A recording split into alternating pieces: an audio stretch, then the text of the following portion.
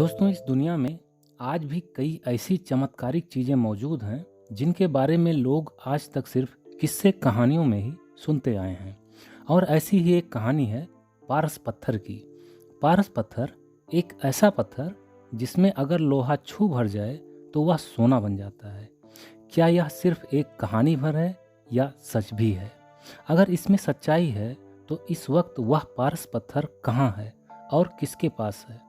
अगर सदियों से पारस पत्थर की चर्चा होती चली आ रही है तो संभव है कि पारस पत्थर सच में था, जो कि अब कहानी बन चुका है। क्योंकि कहते हैं कि बिना आग लगे धुआं नहीं उठता। तो आइए चलते हैं पारस पत्थर के इस अनोखे और ऐतिहासिक सफर पर। पारस पत्थर एक पहेली है जिसे आज तक कोई भी जान नहीं पाया है, मगर इससे पारस पत्थर को नकारा नहीं जा सकता। आज के युग में पारस पत्थर को ढूंढने का प्रयास कई लोगों ने किया, मगर सफलता नहीं मिली। सदियों पहले जिसे वह पत्थर मिला था वह अब इस दुनिया में नहीं है। विलियम थॉम्सन के द्वारा लिखित एक लेख द एम्परर ऑफ इंडिया में एक कहानी इस प्रकार वर्णित है।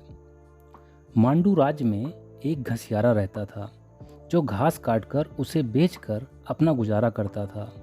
एक बार वह जंगल में घास काट रहा था कि अचानक से उसका हंसिया किसी चीज़ से टकराया और क्षण भर में ही उसका लोहे का वह हंसिया सोने के हंसिये में परिवर्तित हो गया।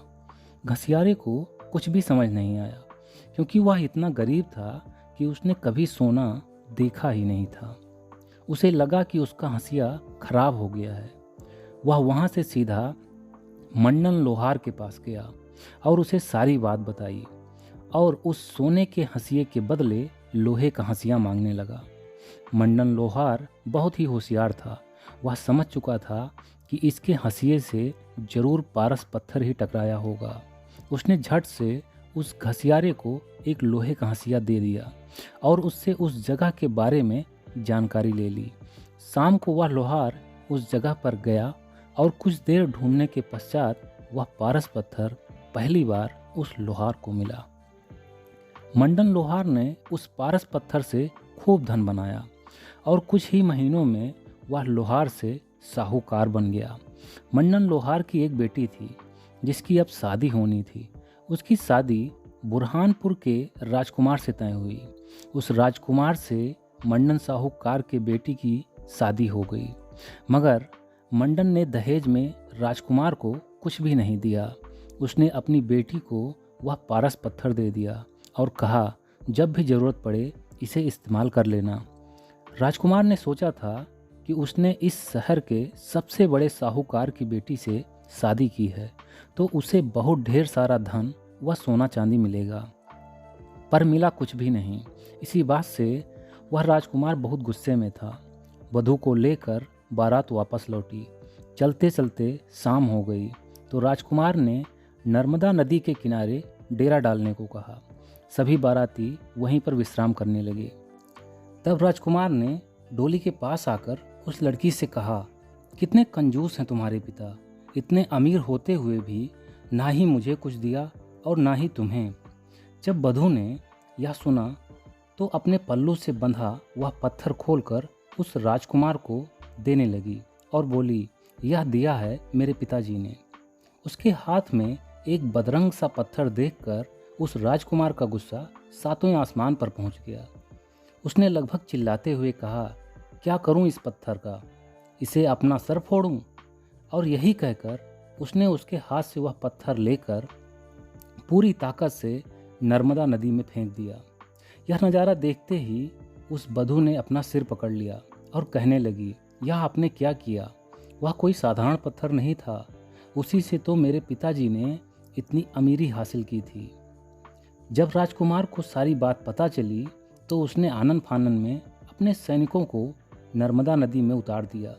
सभी ने उस जगह की कोसों तक नर्मदा नदी की तलहटी को छान मारा, मगर उस पारस पत्थर का कहीं कोई पता नहीं चल सका। निराश होकर वह राजकुमार अपने राज्य खाली हाथ लौट गया। जहांगीर नामा में भी जहांगीर ने लिखा है कि उसके पिता अकबर के पास एक हाथी था जिसका नाम गद्दावर था। वह बहुत ही खूंखार हाथी था।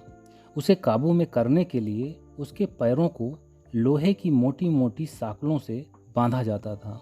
एक बार की बात है, जब राजा अकबर ने बुरहानपुर पर आक्रमण किया तो नर्मदा को पार करने के पश्चात उन्होंने देखा कि उस हाथी के पैरों में बंधी लोहे की साँकलें सोने की हो चुकी थी। अकबर ने उस पत्थर को ढूंढने के लिए अपनी पूरी फौज लगा दी, दिन रात एक कर दिए, नर्मदा के उस तट को पूरी तरह से तहस नहस कर दिया, पर वह पारस पत्थर उसे नहीं मिल सका। एक और ऐतिहासिक कहानी के अनुसार दुर्गा पिंडारी नाम का एक योद्धा हुआ करता था। एक युद्ध के दौरान, जो कि नर्मदा घाट पर लड़ा जा रहा था, अचानक से ही रक्त रंजित दुर्गा पिंडारी का बर्छा सोने में तब्दील हो गया था। जब उसने अपना सोने का वह बर्छा एक जाने माने जौहरी को दिखाया तो उसने आश्चर्यचकित होते हुए कहा कि मैंने आज तक ऐसा खरा सोना कभी नहीं देखा, यह जरूर उसी पारस पत्थर से टकराया होगा।